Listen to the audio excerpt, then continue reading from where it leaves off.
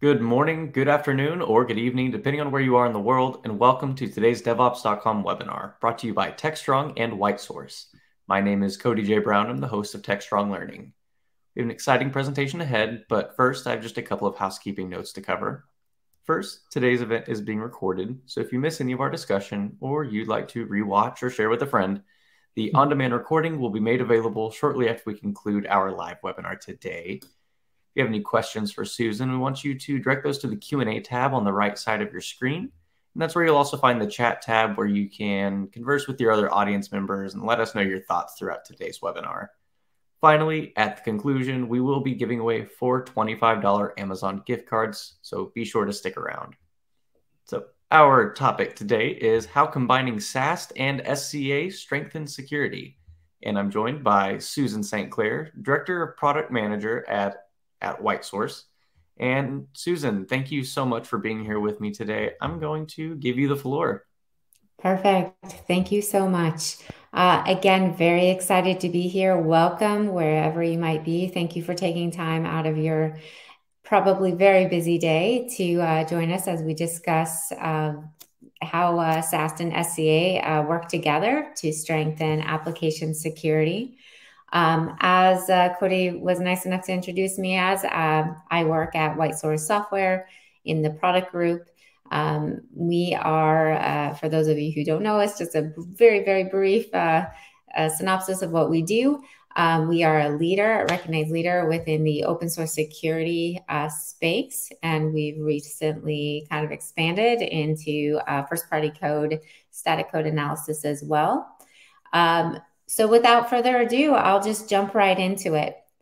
Now, before we kind of get into the nuts and bolts of what static code or what SAST provides and what SCA provides and why they work better together, I think it's important to kind of take a step back and really start to look at when we're talking about application security, it isn't.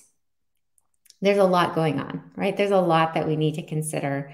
So this is a pretty simplistic view of what an application topology might look like. So you have your host machine. We might be running a container orchestration platform on there like Kubernetes. That Kubernetes is then deploying nodes or containers, pods. And then within each of those containers, again, we have our operating system. We have the code that, I as a developer or you as a developer or a colleague of yours might be writing. That code, is leveraging language frameworks. It's leveraging open source that you might or not be aware of.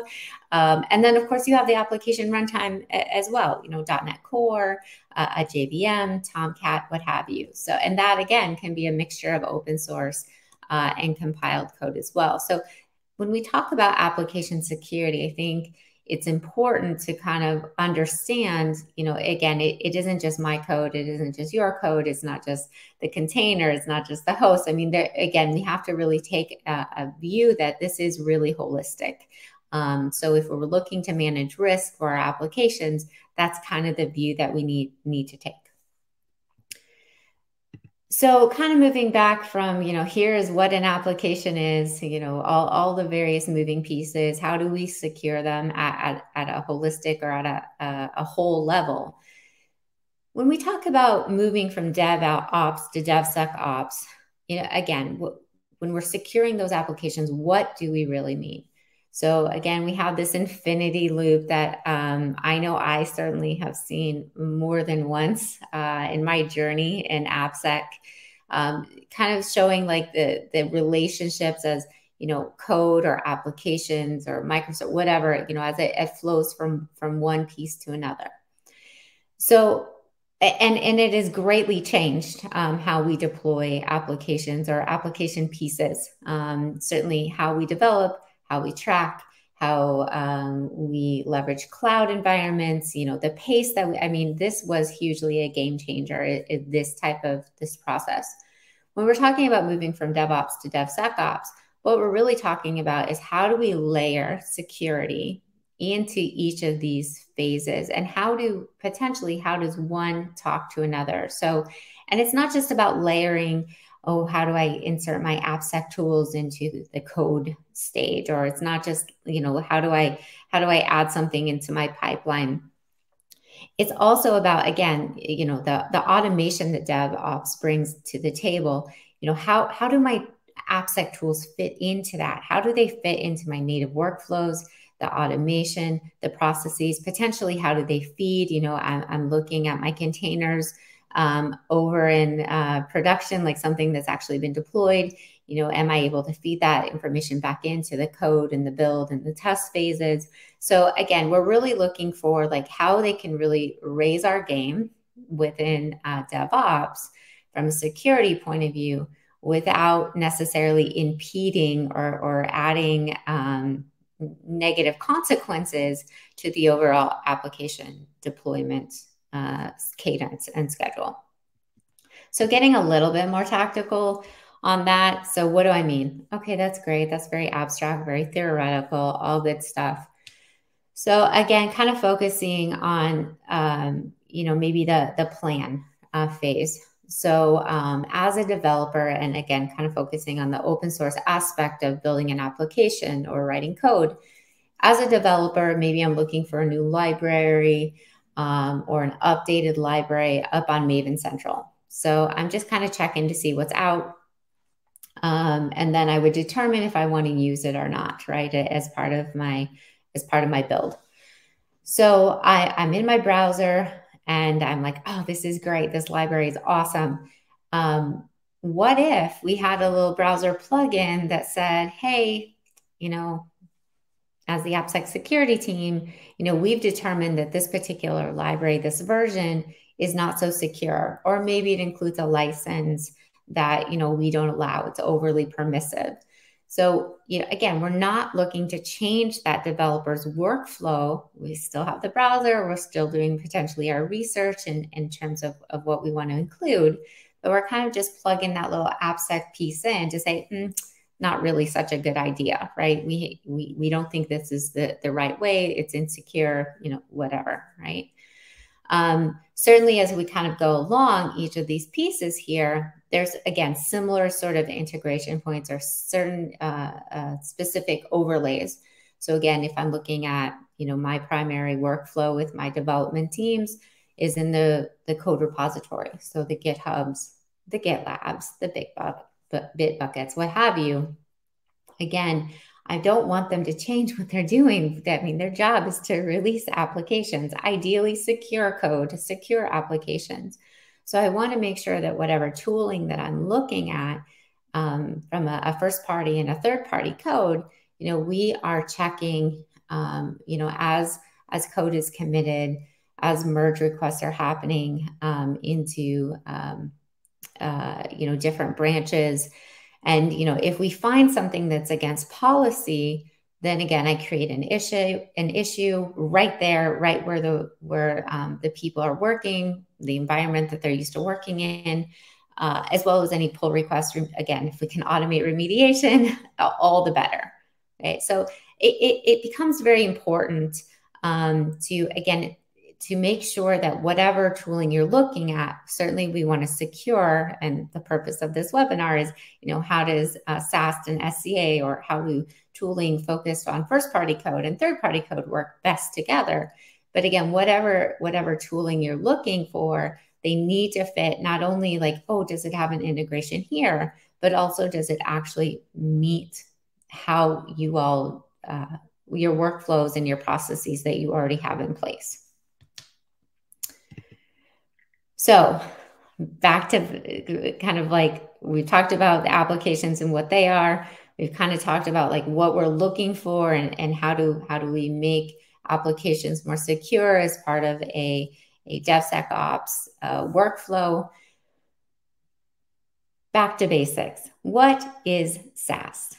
I've been in the industry for a little bit, no need to put a number on it, but so I think we forget, or I forget, so like not everybody knows what is SAST? What are you talking about exactly? So just to make sure that we're all on the same level playing field, SAST is static application security testing. Usually when you go and start talking about, oh, we need an application security tool, this is one of the first ones that organizations look at. So, you can read the Gartner definition. I actually thought that was interesting that they had definitions up on their site. Static code analysis is really focused on first-party code. So that could be your source code, that could be bytecode or binaries, again, depending on, the vendor or the flavor that you go with. They're really looking for security weaknesses or security vulnerabilities within the code. So they're not going to necessarily tell you about, hey, did you hear about this log4j issue or this Spring for Shell 0 day that's currently going on? They're actually focused on the code that you're writing today. Because they see your code, they're typically referred to, or you might also hear them talked about as a white box testing. So again, where do they kind of fit? As you would probably expect. Back when I first started in AppSec, I would say that static code analysis, static application security testing was not really even part of the development lifecycle. It was we developed something, we packaged something, and then we handed it off to some other black box team that did their testing and told us all the things that we were doing wrong. We've certainly evolved since then. So when we're, again, most organizations, when they look to implement SAST, it's usually part of a CI/CD pipeline, because that's kind of where all the code comes together, where it's built. For more mature organizations, they might also have a security gate process. So if I'm building into development, or from development, into QA, a higher level environment, then, I will say, I'm going to fail this build if I see any new high vulnerabilities of this type. Again, it can be very complex, it can be very simplistic, but the idea is that I'm blocking something. That's my policy, not to allow anything to go forward if it exceeds a threshold or whatnot. The problem with, or the challenge, I shouldn't say the problem, there is a place for everything in this world, and security is certainly a multi-layered approach. But the challenge sometimes with having it in a CI/CD pipeline, and that's the only place that you check. Well, one, again, I potentially have multiple branches, multiple code repositories coming into and building this application. And who owns what? It might be potentially too late in the life cycle. I gotta go. I got things to do. I'm being sales or the field is complaining, like, where's this product? So we want to shift left as much as we can. So sometimes the pipeline is too late. Again, depending on your organization, depending on your applications and whatnot. So really, the shift in the industry has been, again, to move closer and closer to that native development workflow, again, kind of enabling that DevSecOps infinity that we saw before. So what that means is, again, the first stages, I think, was really within the IDEs, and that still is a valid place to insert static code analysis, again, as I'm coding, kind of as a spell checker, to be simplistic. I want to make sure that, again, I'm not introducing security vulnerabilities into my code. Another way, a better way, in my opinion, I think it makes more sense, is, again, we've seen a lot of integrations into the code repositories with commit webhooks, SCM issue and remediation creation. Sorry, that just flows off the tongue. And again, the idea is that, if I'm in the IDE, I have to convince people to install it. There's the problem of support. There's this, there's that. So it's much easier from an AppSec point of view to work with the development teams and just say, well, install this app or just install this webhook, and then it's seamless, right? Again, we want something that's seamless, that's frictionless as much as possible, that fits into those workflows. So again, the SCM seems to be a better fit in terms of developer workflows and supporting DevSecOps.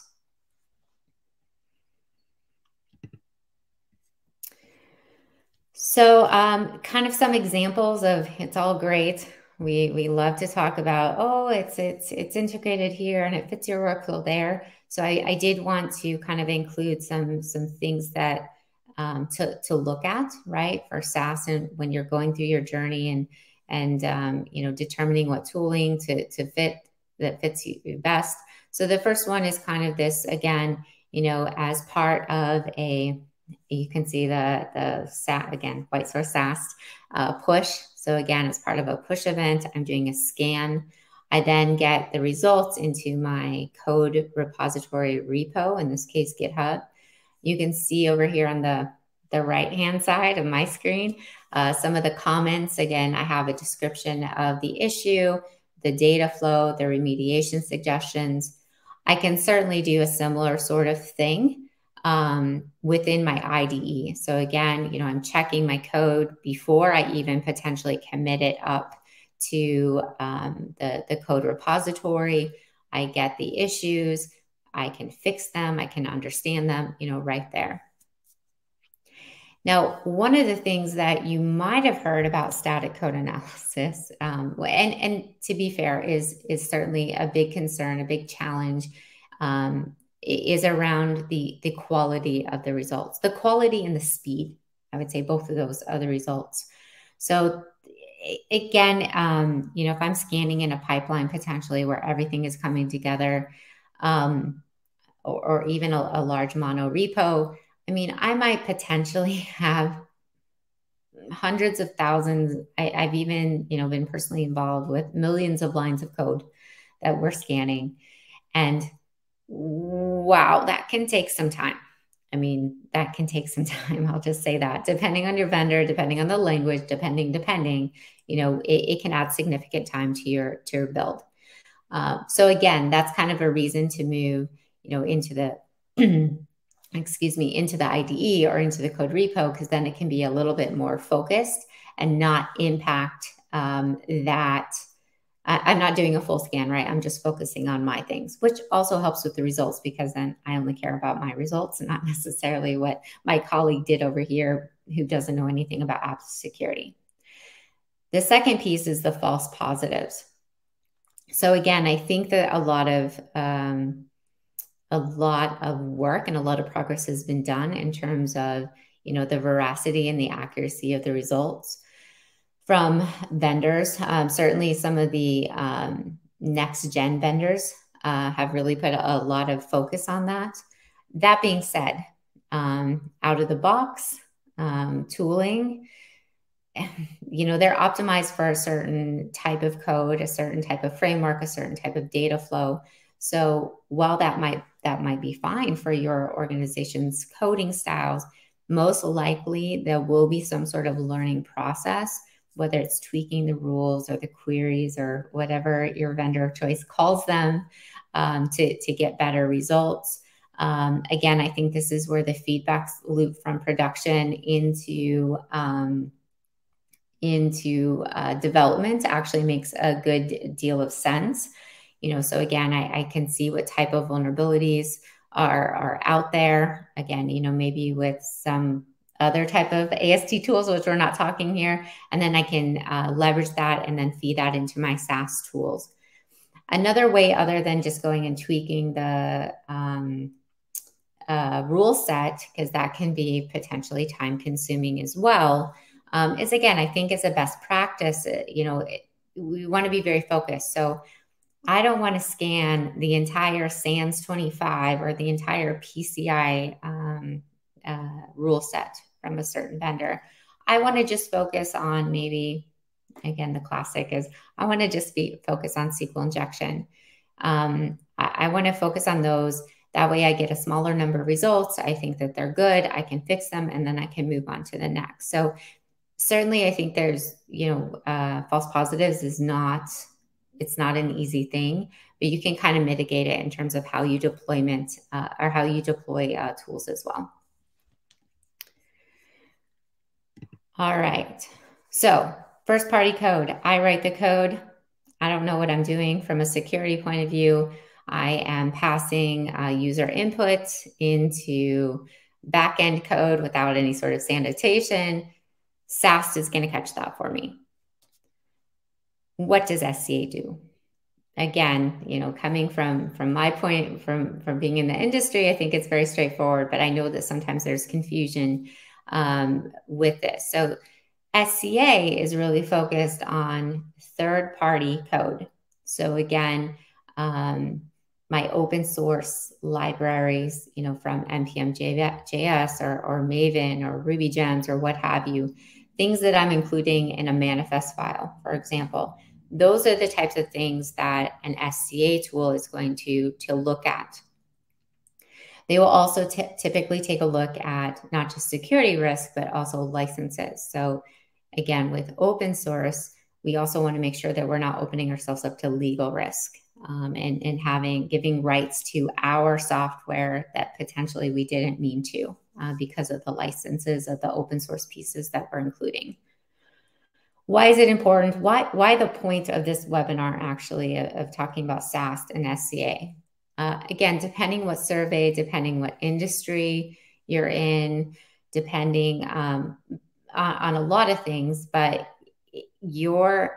most applications contain a significant amount of open source components. Again, it can be 70% plus, right? So when we're looking at application security, we have to look at both of them together. So again, why is this important, or why is this challenging? So again, there's research out there, in terms of, you can look at the number of CVEs that are reported over time. So you can see, like, even in this graphic, a significant amount in the last, it looks like kind of old. So 2018, right? From 2017 to 2018, the last bar on the graph, that's a big jump. And if you look at some of the graphics and some of the data, even moving forward past this endpoint of this graph, you'll see a similar sort of line, right? A similar sort of slope. The other challenge with open source, other than it's open source, everybody's looking at it, we find all these vulnerabilities and report all these CVEs, is the concept of transitive dependencies. So when I'm including open source components in my code, say it's I'm working in Node, I would have a package JSON file, a manifest file that says I'm going to include 1, 2, 3, 4, 5 libraries.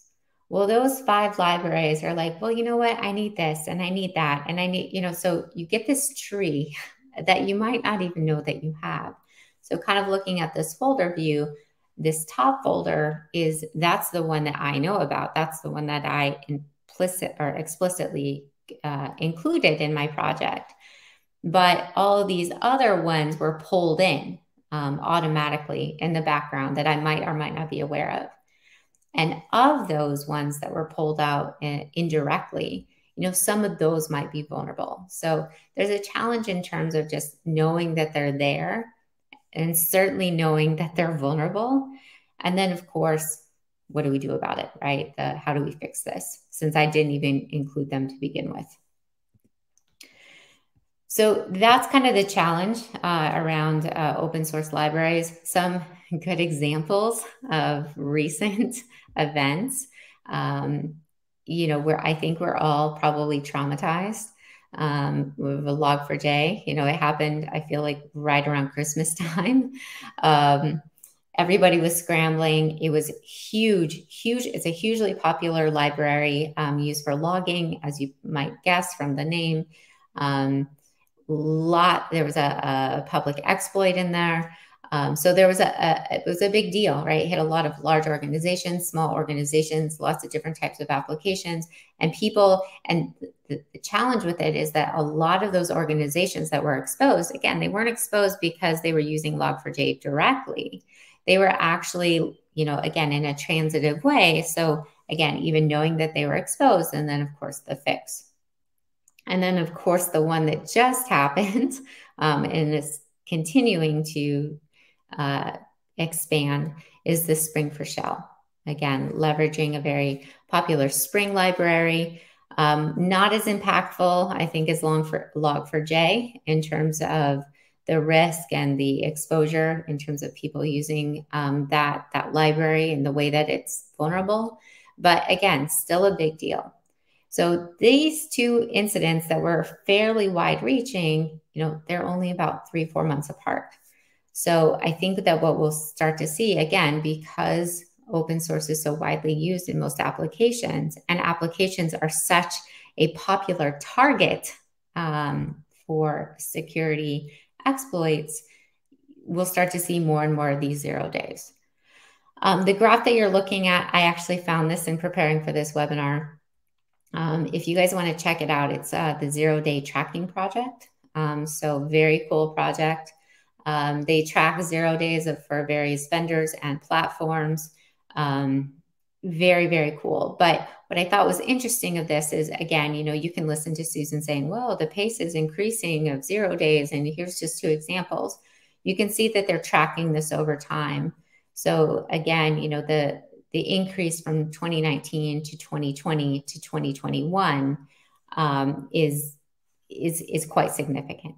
So when we're thinking about application security, we can't just be concerned about our code, the one that we own. We also need to be cognizant of what we're including in our applications, in our coding practices with regards to open source. So again, where is SCA used? This one actually, SCA is used very broadly. So with static code analysis, again, I have to have access to the code in some form. Whereas SCA, it's a little bit easier to use. So you see it in all stages of the SDLC. So in the planning stage, like in our example with the browser, certainly within IDEs and code repos and build. And then even, when we're looking at potentially running containers or our Kubernetes cluster, we can start to see the open source components there and the vulnerability or risk potentially associated with them. So again, we still see the shift. Again, everything I feel like started in the pipeline with application security. So again, now there's the shift. I think it's actually faster than what we saw on the static code analysis side of really like inserting into the code repositories, doing the checks automatically, and doing the issue creation and the remediation requests as well. So again, some examples at various stages in the SDLC, just to kind of put a picture around the words on the previous slide. So again, over here on the right side, we can see that, again, we're running a check as part of a code repository process. So again, this was a commit process. I then get my issue creation and my pull request as well. So again, I don't want to create a lot of noise. I want to reduce friction. I don't want to add a lot of overhead here. So this pull request, for example, would include, here's again my root or my base dependency that I declared in my manifest file. And I'm going to fix all the vulnerable transitive dependencies as part of that pull request. So I'm doing a lot with just one. Of course, I can do this within my IDE. So kind of moving to the right of the slide on mine. So again, I'm checking, I'm fixing, as I have the code open within my IDE. And then of course, within my pipeline. Always the question comes up is why? Well, why wouldn't I do, you say like the code repository is like the best way. Like, why would I not do it everything in there or within the IDE? Again, application security is a multi-layered approach. So the more times I can check it as I go, regardless of the type of testing I'm doing, the better. And with the pipeline, again, I'm usually pulling from different sources, so I get a more aggregated view. So the code repo might be more applicable to me as a developer because, again, I'm worried about my stuff. Whereas the pipeline, it might be a better fit for application security, compliance, those sorts of other activities or outputs of this type of testing. So kind of bringing it all together. So we talked about static code analysis. We talked about SCA, where each of them used, kind of the pros and cons of the various things. So now that we kind of know the landscape, what are my options? So I talk to customers, and they're like, I hear with Log4j and Spring4Shell and this breach and that breach. I'm thinking maybe application security testing is important. Awesome. So at that point, once they decide that something is important, they kind of have two options. And it sounds silly, but this is the reality, of the organizations that I'm talking to. And I'm sure the same sort of experience in your organization. We can do everything manually. I can do manual code reviews. I can look at, again, way back when, if I wanted to know what open source that I had in the code that I was part of deploying, we had spreadsheets. We looked at manifests. We researched what is the license for this particular library. So again, very manual, intense. There was no automation there for us to understand that.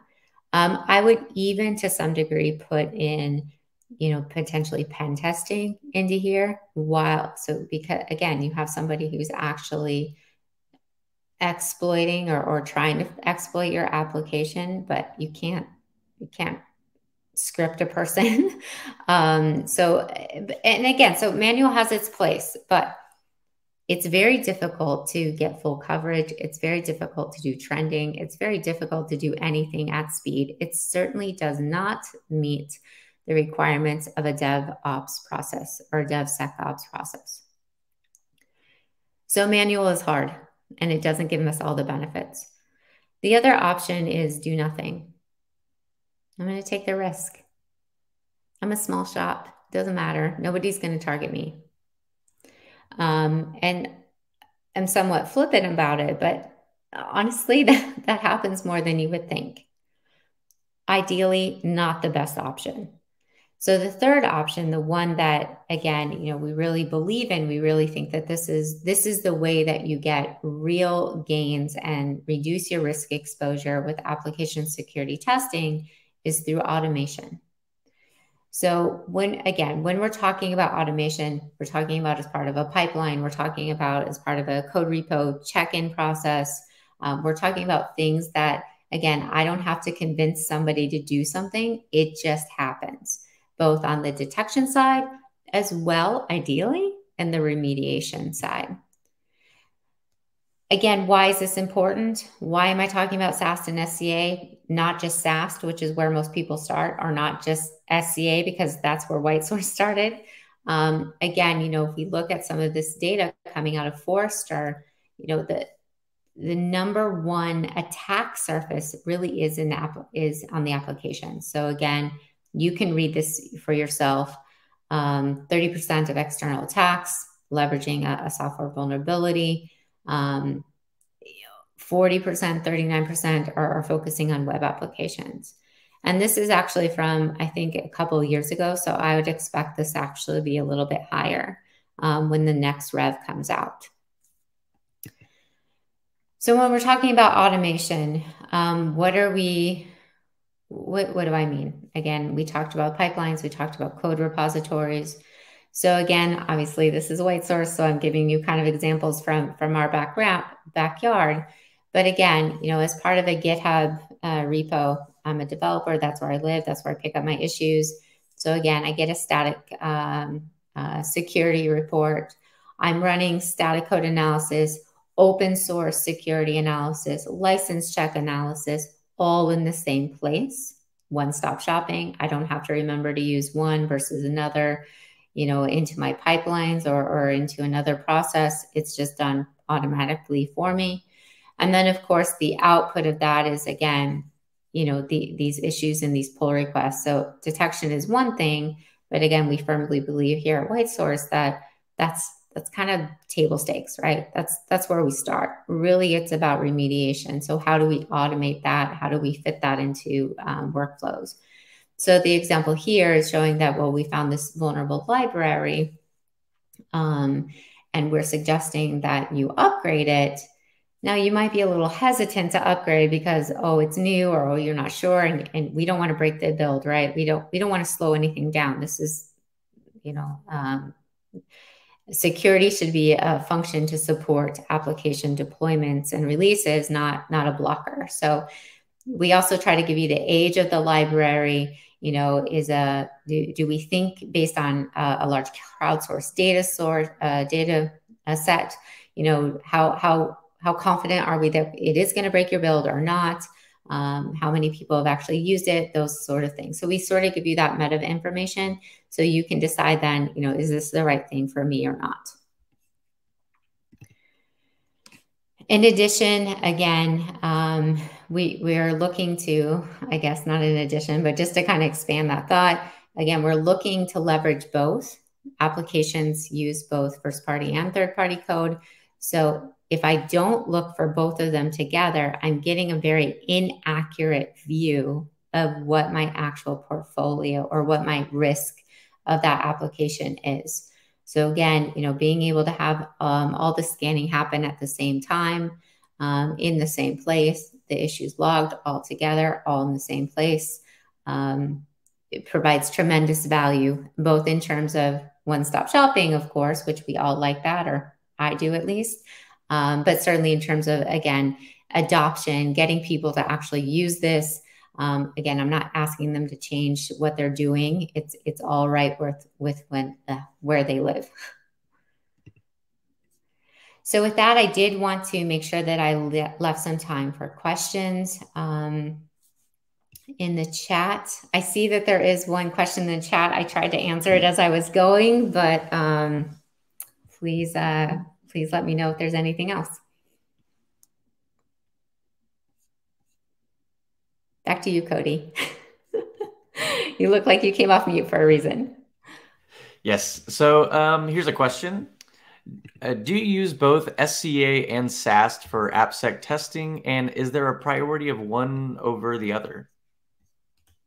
Yeah, so that's actually a really good question. And again, I think that it's something that organizations struggle with.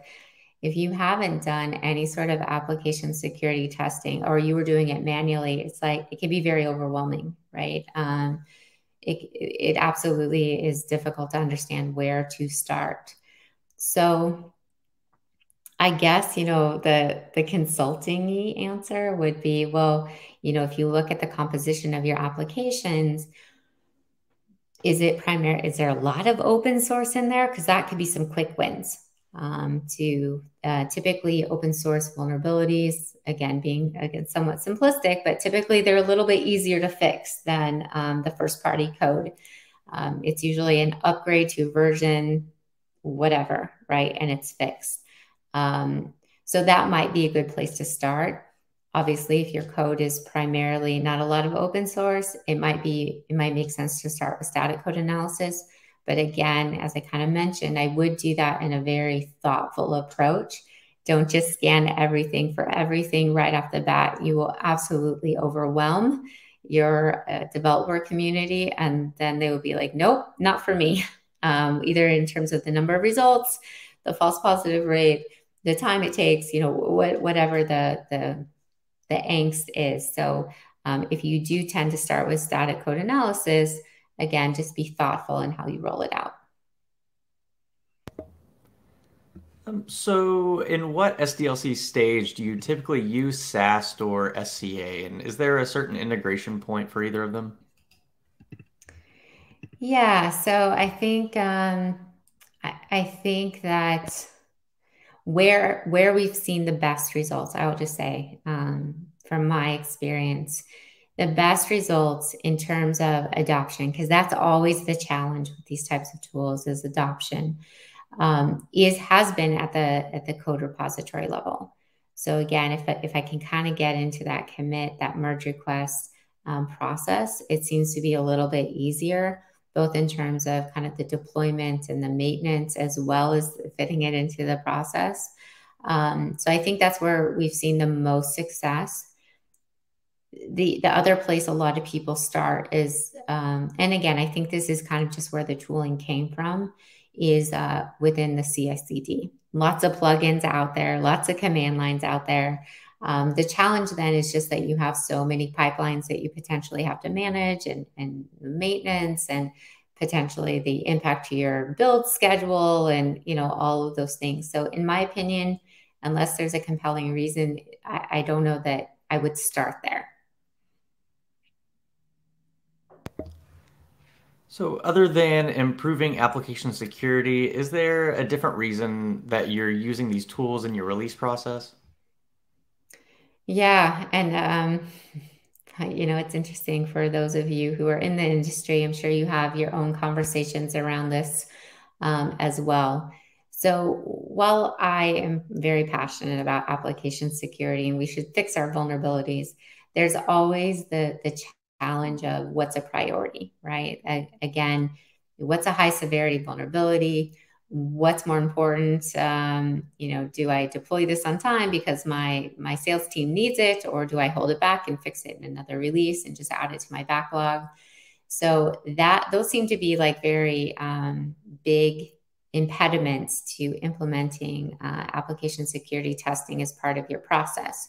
So typically, if that's the case, then where we see organizations kind of enter the reasons why is around some sort of compliance or governance event. So a big one in the SCA land is around the executive order, for example. I need some way to generate a bill of materials, what libraries, what other dependencies are part of that, and being able to have that as a deliverable with my application.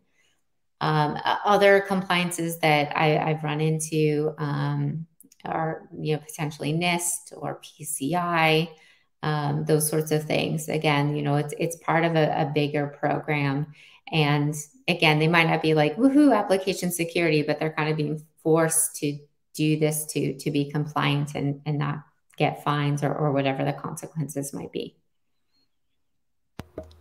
All right, I'm going to ask you kind of one more question, but I feel like I'm going to essentially be kind of having you boil it down, your whole presentation, to just a couple of sentences. So, why is deploying SAST and SCA together vital for protecting your code and your organization?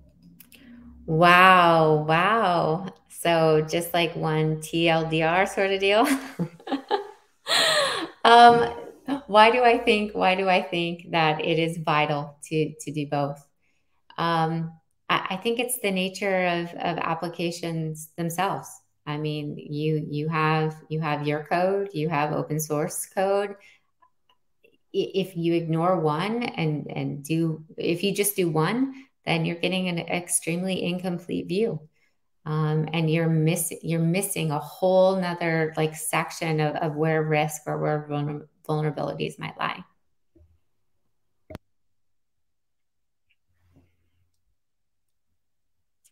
Oh, I don't know if you're on mute or if I'm on mute. I don't hear you all of a sudden. That was on me. So what do you think about the peer review process? Do you think it's still needed with SCA? I'm not sure. So yes, I would say the peer review process is still needed, not just with SCA, but with SAST as well. Again, these tools do an amazing job, especially if you kind of take a step back and understand the complexity of all the things that they're trying to deal with in an automated way. So I think you can get a lot of benefit by just doing the pure automation, no peer review sort of deal. That being said, for example, within the SCA land, it's always like, well, you have this vulnerable library, but are you actually using the vulnerable function of that library? That's a big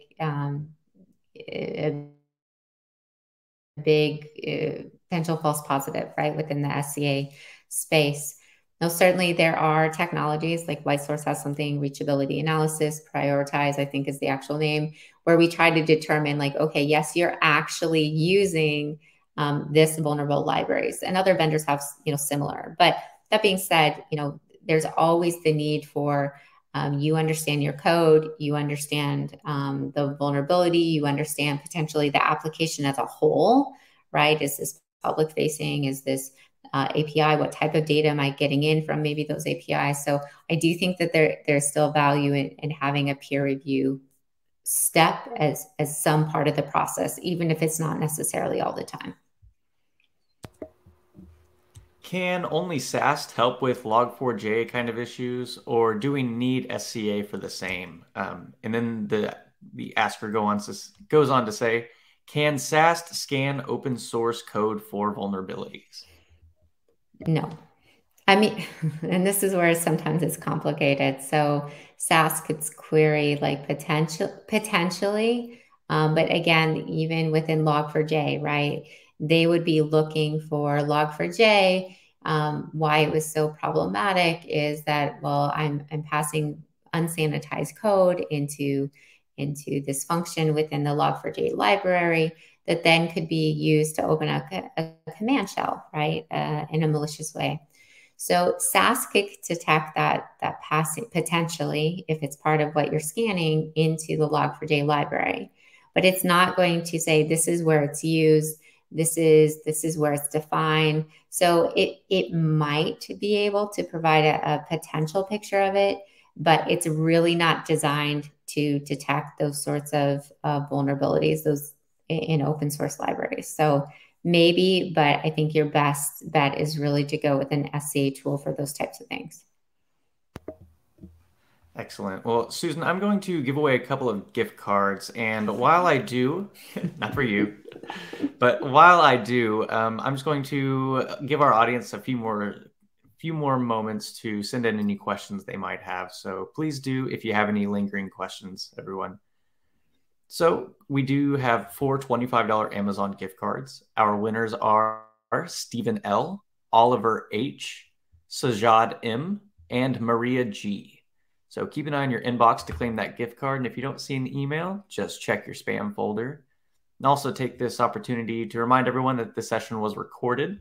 You'll receive an email with a link to access the on-demand shortly after we conclude, or you can find it living on the DevOps website at devops.com/webinars.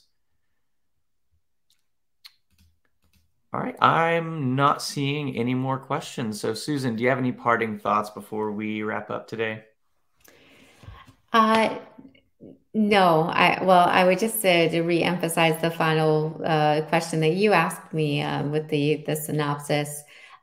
Again, if you're serious about application security testing and it isn't just like purely compliance or governance sort of thing, you really do need to consider having both. They both like complement each other very well. They both provide the full picture in terms of what they're looking for in terms of software security vulnerabilities. And if you don't have one or the other, then again, I think you're potentially missing the big picture. And thank you for having me. That would be the only other final thought. Of course. Well, Susan, thank you so much. It's always a good conversation when you come on, and I appreciate the time and the expertise that goes into putting the presentation together. So thank you so much for being here. Thank you. I would also like to thank WhiteSource for being the sponsor of today's webinar. And my final thanks goes to you, our audience. We really appreciate that you take time out of your busy days to be here with us. So please we ask for one extra moment to fill out a post-webinar survey. And we hope to see you at a future Techstrong Learning webinar. Everyone have a great rest of your day.